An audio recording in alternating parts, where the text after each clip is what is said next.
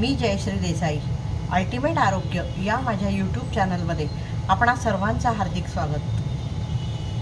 आपण खूप आनंदी असावं, मानसिक रित्या ॲक्टिव्ह असावं, मन आपलं शांत असावं, सकारात्मक असावं, स्ट्रेस फ्री असावं असं कोणाला वाटत नाही। आपल्यापैकी प्रत्येकालाच वाटतं मला रोज नवनवीन काहीतरी सुचावं आणि मी माझ्या करिअरमध्ये, माझ्या जीवनात पुढे पुढे जावं असं कोणाला वाटत नाही। सगळ्यांनाच वाटतं। खरा तो एकची धर्म जगाला प्रेम अर्पावे असं साने गुरुजींनी म्हटलंय।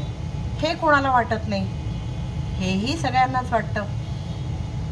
प्रेम द्यावं आणि प्रेम घ्यावं ही नैसर्गिक भावना आहे, त्यामुळे ती आपल्यापैकी प्रत्येकाच्या मनात आहे। पण तसं होत नाही, त्याच्यामध्ये अनेक अडथळे असतात। द्वेष, मत्सर यासारख्या नकारात्मक भावना असतात, स्वार्थी विचार असतात, जीवतोड म्हणजे इतरांना मेला इतर तरी चालेल पण मी पुढे जाणार अशी काहीतरी इतकी पराकोटीची स्वार्थी भावना असते। क्षमा न करता येण्याचा स्वभाव असतो आणि त्याचा त्रास आपल्यालाच होत असतो, कारण ते आपल्या बॅक ऑफ द माइंड सतत ते आपल्याला खात राहिलेलं असतं किंवा आपल्याला क्षमा मागताही येत नाही। म्हणजे आपल्याकडनं चूक झाली असेल तरीसुद्धा तसंच होतं आणि या सगळ्याचा जो आपल्याला त्रास होतो त्यामुळे आपल्याला विविध शारीरिक आणि मानसिक व्याधी होतात।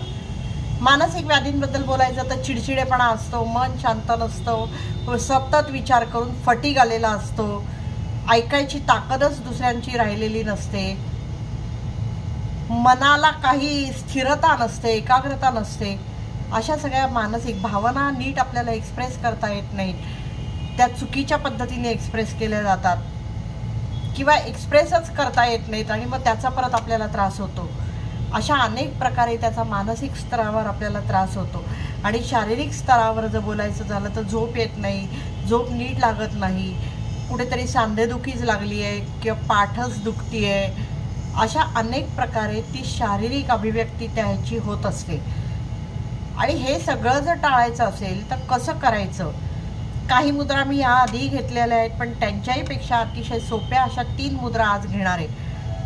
खरं तर आपण दर एपिसोडला एकच मुद्रा घेतो, पण या तिन्ही मुद्रा म्हणजे एकाच पुढचं रूप असं असल्याने त्या एकत्र घेण्याशिवाय पर्याय नाही।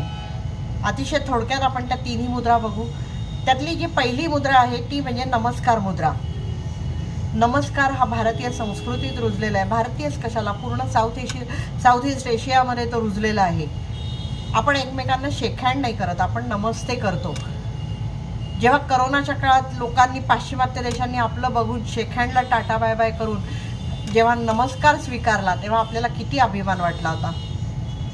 पण तो अभिमान फक्त आपल्या देशाच्या अस्मितेचाच नसावा, तर आपल्या पूर्वजांच्या द्रष्टेपणाचा, त्यांच्या ज्ञानाचाही असावा। मी असं का म्हणते ते ही तुम्हाला पुढची माहिती सगळी बघितली की लक्षात येईल की एक साधासा नमस्कार तो काय करू शकतो आणि त्याच्यात किती व्हेरिएशन्स आहेत। हे सगळं बघितलं की थक्क व्हायला होतं। साधा सोपा बघायचं तर आपण नमस्कार कसा करतो? कोणी जर भेटलं तर आपण नमस्कार करतो, पण त्याच्यात प्रकार आहेत। म्हणजे जर आपण ईश्वराला नमस्कार करत असू तर ते हात इथे आज्ञाचक्रापाशी, अंगठा आज्ञाचक्रापाशी अशा तऱ्हेने ते ठेवले जातात, म्हणजे आज्ञाचक्र ॲक्टिवेट करायचा प्रयत्न केला जातो। काही जण ते असे ठेवतात क्राउन चक्रावर, सहस्रार चक्रावर, की जी चेतना आहे, वैश्विक चेतना, तिला जागृत करण्याचा आणि तिला आपल्यामध्ये घेण्याचा तो प्रयत्न असतो। जर परिचितांना आपण हे करत असू तर आपण इथे ठेवतो हात, हनवटीला अंगठे लागलेले, अशा तऱ्हेने आपण ते करतो। आणि जर साधनेसाठी करायचे असतील तर आपले अंगठे अनाहत चक्रापाशी असले पाहिजेत। मी अनाहत चक्राचा फोटो दाखवते म्हणजे त्याची नक्की जागा कळेल, याच्यात तुम्हाला नीट दिसणार नाही। अनाहत चक्रापाशी ठेवून हात जोडलेले, काही जण हात असे ठेवतात, असे नाही, हात जोडलेले, ही एकत्र आहेत। ही सगळी पंचतत्वांचं हे मिलन आहे, या तऱ्हेने ते केले जातात। डोळे बंद ठेवायलाच पाहिजेत असं नाही, पण आपल्याला लक्षात येईल की आपण जेव्हा हात जोडतो आणि इथे हात ठेवतो तेव्हा ऑटोमॅटिकली डोळे बंदच केले जातात, श्वास आपोआप मंद व्हायला लागतो। याचे काय फायदे आहेत आपल्याला भावनिक किंवा शारीरिक स्तरावर? ह्याचे नक्की फायदे काय आहेत आणि का होतात? तर जे मी म्हटलं की आपल्याकडे नाही आहे आणि आपल्याला हवं असं वाटतं, ते सगळे फायदे ह्यातून होतात।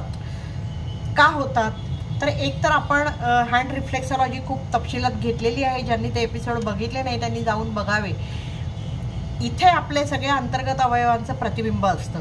आपण जेव्हा हे 2 हात एकमेकांवर जोडतो, दाबतो, त्यावेळेला त्यांना ॲक्टिवेशन मिळतं आणि त्याच्यामुळे आपल्याला त्याचा शारीरिक स्तरावर फायदा होतो. दुसरं म्हणजे आपली पंचतत्व आहेत. पंचतत्व सगळी एकत्र येतात, त्याच्यामुळे पंचतत्वांना बळ मिळतं, त्यांचा बॅलन्स साधला जायला मदत होते आणि म्हणून शारीरिक स्तरावर आपल्याला लाभ होतात. तिसरं असं होतं की हे जेव्हा आपण हे करतो तेव्हा शिव आणि शक्ती किंवा मेल एनर्जी, फिमेल एनर्जी, येन आणि यांग यांचा हा संगम असतो आणि हा संगम जेव्हा होतो तेव्हा आपल्याला जे सर्क्युलेशन वाढतं आपलं, त्याच्यामुळे आपल्या ब्रेनमध्ये ॲक्टिवेशन मिळतं आणि थायमस ग्लँड, पिट्युटरी ग्लँड या ज्या सगळ्या महत्त्वाच्या ग्लँड आहेत त्या ॲक्टिवेट होतात.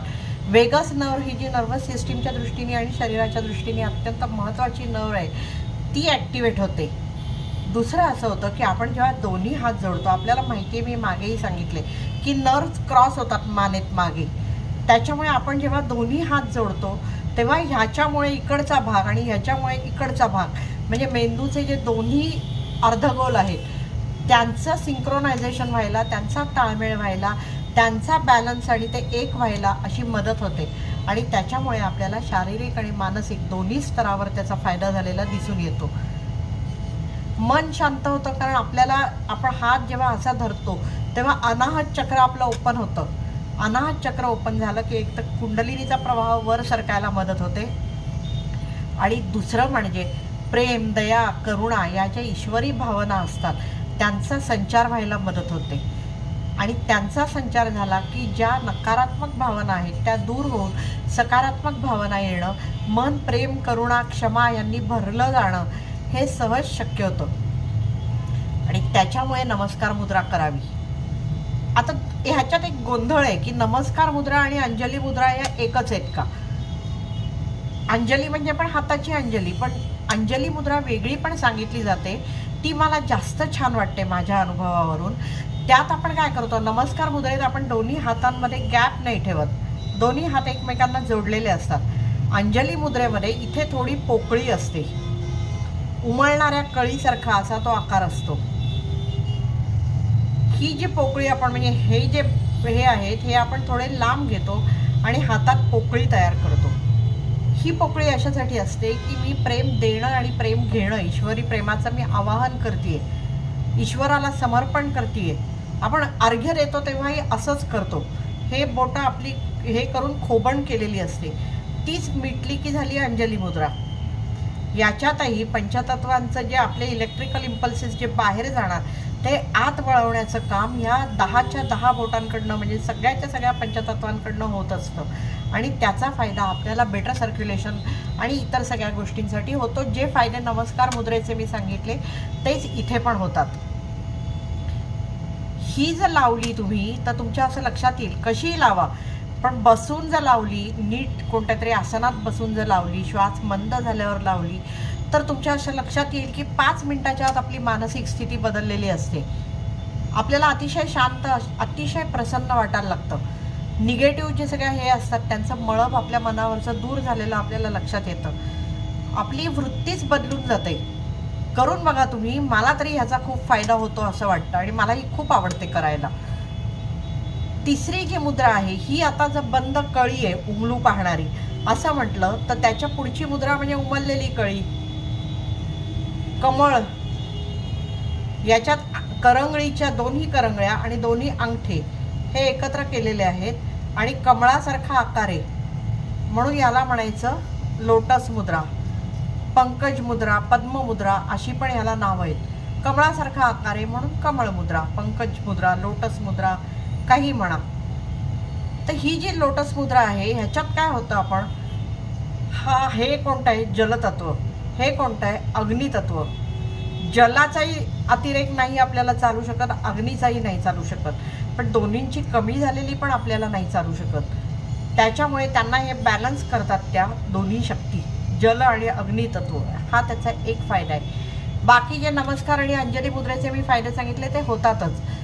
आता लोटस आपल्या संस्कृतीत खूप महत्त्वाचं मानलं गेलेलं आहे आणि फक्त आपल्याच नाही तर बौद्ध, चिनी, जपानी सगळ्यांकडे लोटसला फार महत्त्व आहे. आपल्याकडे तर अनेक देवतांच्या हातात कमळ दिसतं. लक्ष्मी माता तर कमळावरच बसलेली आपल्याला दिसते. कमळाला एवढं महत्त्व काय आहे? मला असं वाटतं की कमळाला एवढं महत्त्व आहे कारण कमळ चिखलात उगवतं, पण ते चिखलापासून अस्पर्श असतं. ते आनंद आणि प्रसन्नता देतं जरी ते चिखलात राहतं. आपणही जरी मायेच्या दलदलीत राहिलो तरी आपण त्या कमळासारखं ह्या सगळ्या मायेपासून अस्पर्श राहावं. कमळ जसं आनंद वाटतं, प्रसन्नता देतं, तसंच आपणही दुसऱ्याला द्यावी आणि ते चिखल खाली ठेवून आपण दुसऱ्याला आनंद आणि प्रसन्नता द्यावी. याचं काम कमळाचं आहे. हे प्रतीक आहे कमळ म्हणजे त्याचं, असं मला वाटतं. म्हणून सगळ्या देवतांच्या हातात कमळ आहे किंवा लक्ष्मी कमळावरच बसून येते, हे त्याचं एक काम आहे. हे जर साधायचं असेल तर त्याच्यासाठी अनाहत चक्र ओपन व्हायला पाहिजे. ते ह्या मुद्रेमुळे होतं, कारण हे आपण जेव्हा हात असे धरतो तेव्हा ते अनाहत चक्रापाशी धरायचे असतात. म्हणजे हे जे अंगठे आहेत दोन्ही जोडलेले, हे अनाहत चक्रांपाशी धरले जातात आणि हात हा अशा पोझिशनमध्ये असतो. असं केल्यावर अनाहत चक्र, जेव्हा अनाहत चक्रावर आपण ध्यान करतो असं करून, त्यावेळेला अनाहत चक्र ओपन होतं आणि मग आपल्याला जो इनर लाईट आहे, ईश्वरी चेतना आहे आपली, तिचा साक्षात्कार होतो. प्रेम, दया, करुणा या भावना आपल्या सगळ्या जागृत होतात. आणि दुसरं असं बघा की अनेक जण, इव्हन मुस्लिम लोक पण हे मागताना अशी मागतात, दुआ मागताना किंवा नमाज पडताना असे हात करतात. आपल्याकडे पण असे हात करतो आपण जेव्हा ईश्वरी आपण कृपाप्रसाद मागतो त्यावेळेला. इथे आपण ओंजळ करतोय की तुझा प्रसाद आम्हाला मिळू दे, म्हणजे आपण ईश्वरी शक्तीला इथे आवाहन करतोय. आणि ती कुठे भरून घेतोय तर आपल्या शरीरात या हातांमध्ये रिसेप्टर्स असतात. हे आत्तापर्यंत अनेक मुद्रांमुळे आपल्याला कळलंय. त्या रिसेप्टर्सच्या माध्यमातून आपण परमेश्वरी चेतनेचं आवाहन करतोय आणि आत्मा आणि परमात्म्याचा संगम साधायचा, मिलन करायचा प्रयत्न करतोय. आणि त्याच्यामुळे ईश्वरी चेतनेचा साक्षात्कार घडवण्यासाठी, सगळ्या सकारात्मक ईश्वरी भावना जागृत करण्यासाठी ही जी मुद्रा आहे ती आपल्याला उपयोगी पडते. आणि ह्या जेव्हा सगळ्या ईश्वरी भावना आपल्या जागृत होतात तेव्हा आपण ह्या ज्या सगळ्या राग, द्वेष, मत्सर ह्यातनं तर बाहेर पडतोच, पण मला क्षमा करताही येत नाही, क्षमा मागताही येत नाही, अशी जी स्थिती असते आणि ज्याचा आपल्याला खूप त्रास होत असतो खरं तर, त्यातनंही बाहेर पडायला आपल्याला मदत होते. आणि मग नकारात्मक विचारांच्या वावटळीत आपण जे म्हणजे अडकतो, भेलकांडतो आणि त्याचा त्रास शरीराला, मनाला करून घेतो, तो दूर व्हायला मदत होते. आपला ऐकण्याचा संयम वाढतो, त्यामुळे आपण बेटर ऐकतो. बेटर ऐकल्यामुळे, जास्त नीट ऐकल्यामुळे आपल्याला रिॲक्शन जी आपण देतो ती जास्त नीट असते, विचारपूर्वक दिलेली असते. ती अभिव्यक्ती ती नीट असते भावनांची. नाही तर अनेकदा आपण बघितलं की भावनांच्या 4 स्टेजेस असतात, पण लोक चौथी जी स्टेज आहे ती पहिल्या स्टेजला हे करतात. उदाहरण जर द्यायचं झालं तर मला राग आला, ही पहिली स्टेज आहे भावनेची. मला राग आला, मी तुला सांगितलं की मला राग आलाय, तरी तू लक्ष दिलं नाहीस, तर ही मला संताप आला, ही दुसरी स्टेज आली.